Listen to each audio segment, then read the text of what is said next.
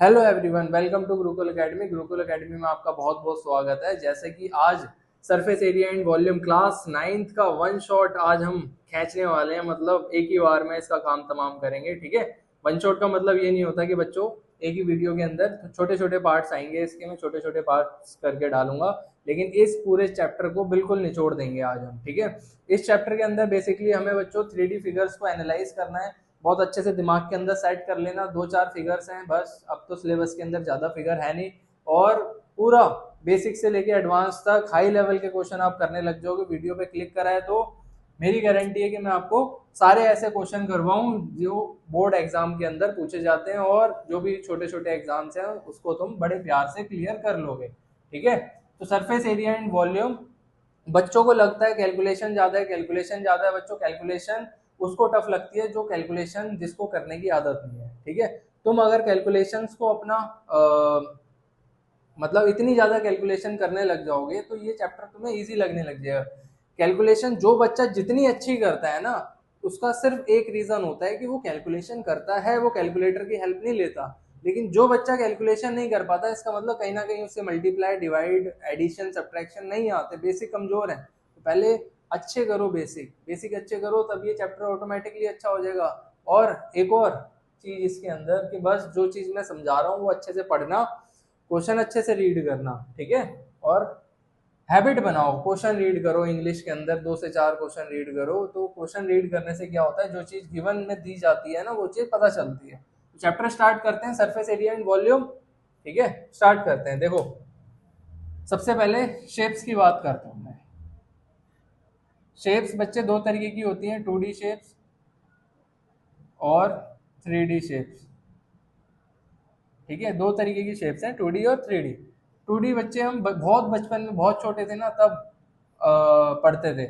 जैसे कि स्क्वायर हो गया, ये 2D शेप है। रेक्टेंगल हो गया, ये भी एक 2D शेप है। ठीक है, और सर्कल हो गया, ये भी एक 2D शेप है। ट्रायंगल हो गया, ठीक है, जिसे हम इस तरीके से बना देते हैं। ये सारी की सारी क्या है बच्चे, 2D शेप्स हैं। बचपन में खेला करते थे ना, पैरामीटर पैरामीटर, रेक्टेंगल का एरिया, वो सब सारी चीजें इसके अंदर 2D शेप्स के अंदर आ जाती हैं।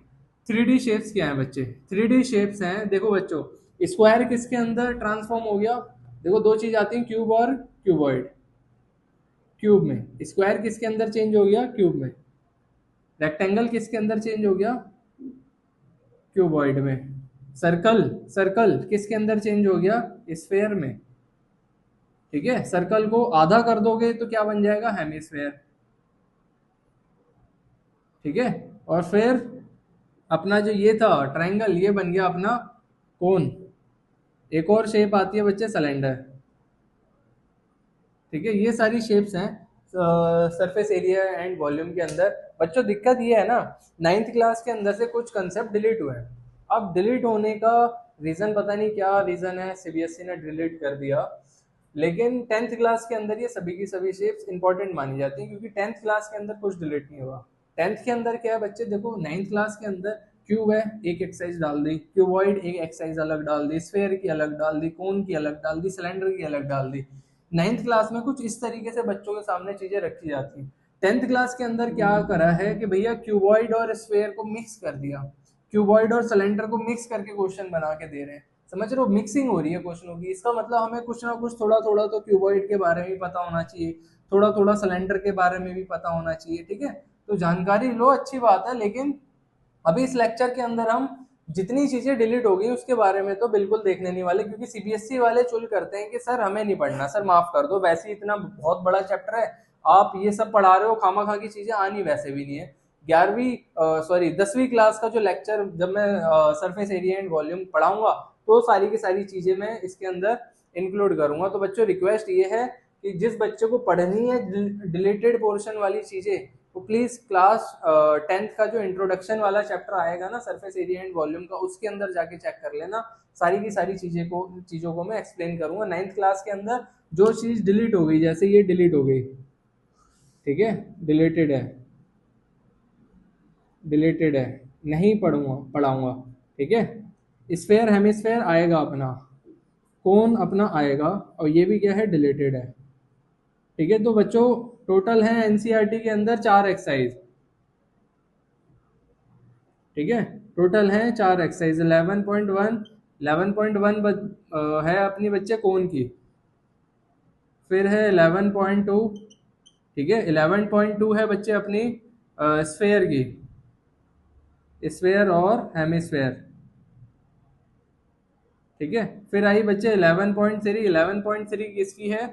कोन के वॉल्यूम की, कौन ही है वॉल्यूम है, कौन का वॉल्यूम। फिर 11.4 है बच्चे हेमिस्फेयर या स्फेयर, स्फेयर के वॉल्यूम की। ठीक है बच्चे, तो ये है 4 एक्सरसाइज। 4 एक्सरसाइज के लिए हमें मेहनत करनी पड़ती है थोड़ी सी, थोड़ा सा कैलकुलेशन। बच्चों की 8वीं क्लास से आते हो 9th क्लास के अंदर तो कैलकुलेशन वीक होती है, मैं जानता हूँ।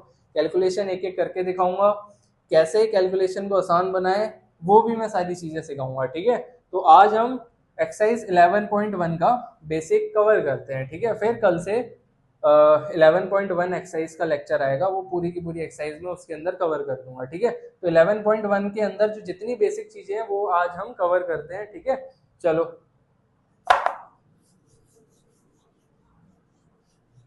ये जो बच्चे एक्सरसाइज है ये पूरी की पूरी कोन के ऊपर बेस्ड है।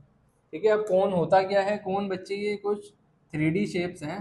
3D शेप्स कभी भी पेपर पे बनाई नहीं जाती, ये बस हम रिप्रेजेंट कर सकते हैं, बना नहीं सकते, ड्रॉ नहीं कर सकते 3D शेप। 3D शेप को अगर ये कोन को तुम्हें दिमाग के अंदर इमेजिन करना है तो तुम इस तरीके से कर सकते हो, जैसे वो बर्थडे वाली केक कैप होती है ना, बर्थडे वाली, उसको इमेजिन करना हमेशा। कभी भी कौन का क्वेश्चन आए तो बर्थडे केक को, बर्थडे केक बोल रहा हूँ मैं, बर्थडे कैप को इमेजिन करना है। ठीक है, अब बच्चे कैप होती कैसी है? देखो बीच में से तो खाली होती है और ये साइड जो एरिया होता है, जो कर्व एरिया होता है इसके अंदर, ये वाला जो पार्ट होता है इसका, इसे हम कहते हैं बच्चे इसका CSA, कर्व सरफेस एरिया।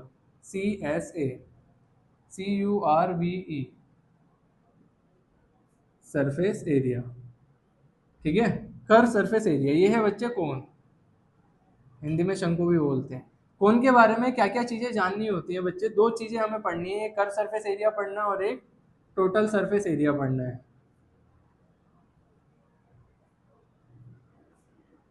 ये 2 टर्म्स आएंगी तुम्हारे, CSA TSA, CSA TSA। अब बच्चों कोन को जब तुम ध्यान से देखोगे तो बच्चों ये होती है कोन की हाइट। ये क्या है बच्चे? कोन की हाइट, इसे हम कहते हैं हाइट।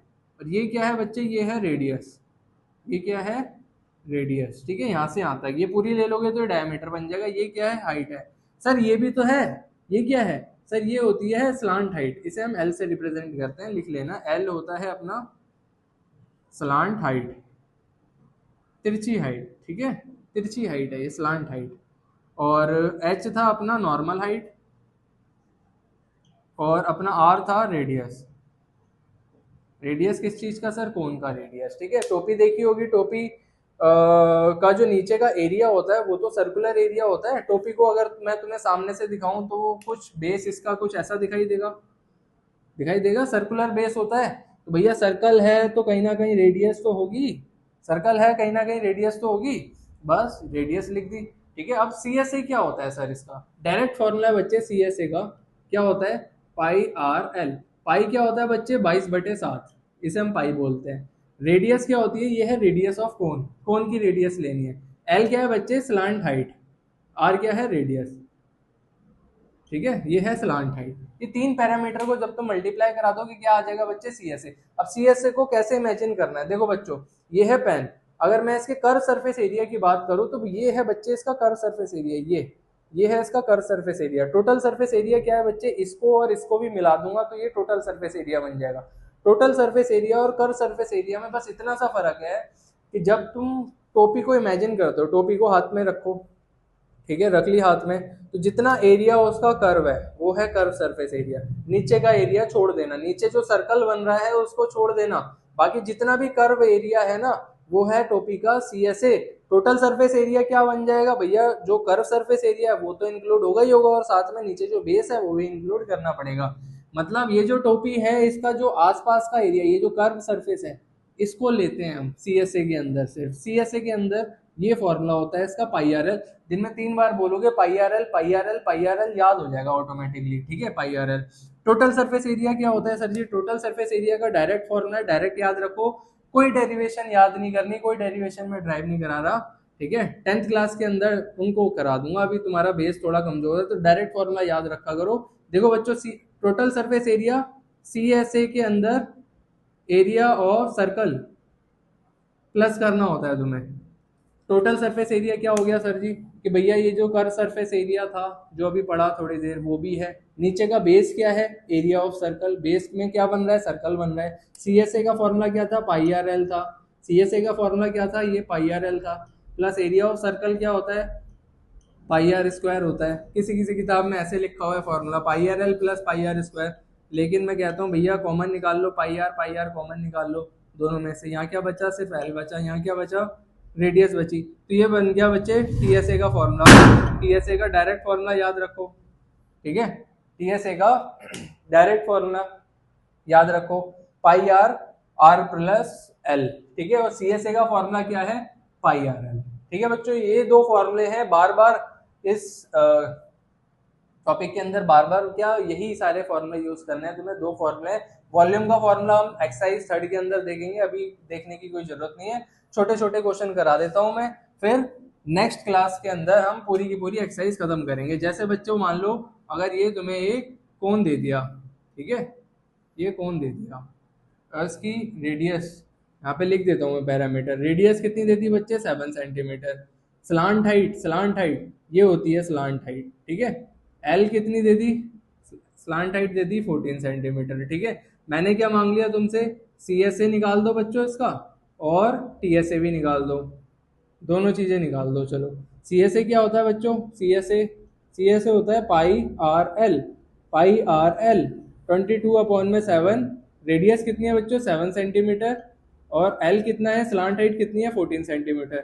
7 से 7 कट गया बच्चों, 22 को गुणा कर लो 14 से, कितना आएगा? 14 को 22 से मल्टीप्लाई कराओ, 2 4 जा 8, 2 1 जा 2, 2 4 जा 8, 2 1 जा 2, 8 9 10, 308 CSA आ गया, ठीक है। चलो, TSA कैसे निकालेंगे? TSA डायरेक्ट फॉर्मूला है पाई आर प्लस एल। पाई कितना होता है? 22/7, मल्टीप्लाई में रेडियस कितनी है बच्चे? रेडियस है 7, ठीक है। फिर यहाँ पे दोबारा रेडियस है 7 प्लस एल, स्लांट हाइट कितनी है? 14। अब बच्चों देखो, एग्जामिनर ना यहाँ पे लालच देता है तुम्हें कि बच्चों अगर मान लो ये 7 ना होता या 8 होता, तो बच्चे क्या सोचते हैं, क्या मैं इस 7 से ये 7 काट सकता हूँ? बिल्कुल मत कर देना। ये है ब्रैकेट, पहले ब्रैकेट को सॉल्व करते हैं, बोर्ड मास रूल लगाओ, पहले इस ब्रैकेट को सॉल्व करो, फिर जो कट रहा है फिर काट सकते हो तुम, ठीक है। तो इस 7 से ये वाला 7 तो काट सकते हो, यहाँ पे कुछ कटिंग वाली चीजें आ जाती हैं, सेम मल्टीपल वाली चीजें आ गई तो काट दो, कोई दिक्कत नहीं है, संभाल लूंगा मैं, ठीक है। लेकिन अगर ये ब्रैकेट के अंदर कुछ ऐसा आ गया, जैसे 7 दिख रहा है सर, 14 दिख रहा है सर, ये काट दूं क्या? नहीं काटना, ब्रैकेट के अंदर की चीजें नहीं कटती। तो यहाँ क्या बचा? 22 बचा, ठीक है। ये 22 बचा, 7 से तो 7 कट गया, 7 और 14 कितने होते हैं? 21 होते हैं, ठीक है। इन दोनों को मल्टीप्लाई करा दो, 22 मल्टीप्लाई में 21 यहाँ करा दो, 22 मल्टीप्लाई में 21, 2 1 जा 2, 2 1 जा 2, 2 2 जा 4, 2 2 जा 4, 2 4 6, 4 6 2, बस खत्म। ये आ गया अपना TSA। ये है बच्चों क्वेश्चन, कुछ है इसमें? कैलकुलेशन है, बेसिक कैलकुलेशन है बस, ठीक है। पाई की वैल्यू सॉल्व करनी आनी चाहिए, डिवाइड करना आना चाहिए। अगर डिवाइड करना नहीं आता तो सीखो डिवाइड कैसे करते हैं, जाओ एक बारी, मैं यहाँ पे सिखाऊंगा, हालांकि मतलब डिवाइड करना तो नहीं सिखाऊंगा, लेकिन काटना कैसे है, लास्ट में आंसर तक कैसे पहुंचना है, वो सारी चीजें मैं यहाँ पे सिखाऊंगा, एक एक पॉइंट को वेरीफाई करना सिखाऊंगा। NCERT से एक एक क्वेश्चन मैच होगा तुम्हारा, ठीक है बच्चों। चलो मिलते हैं नेक्स्ट लेक्चर में, तब तक tata bye bye, see you, all the best.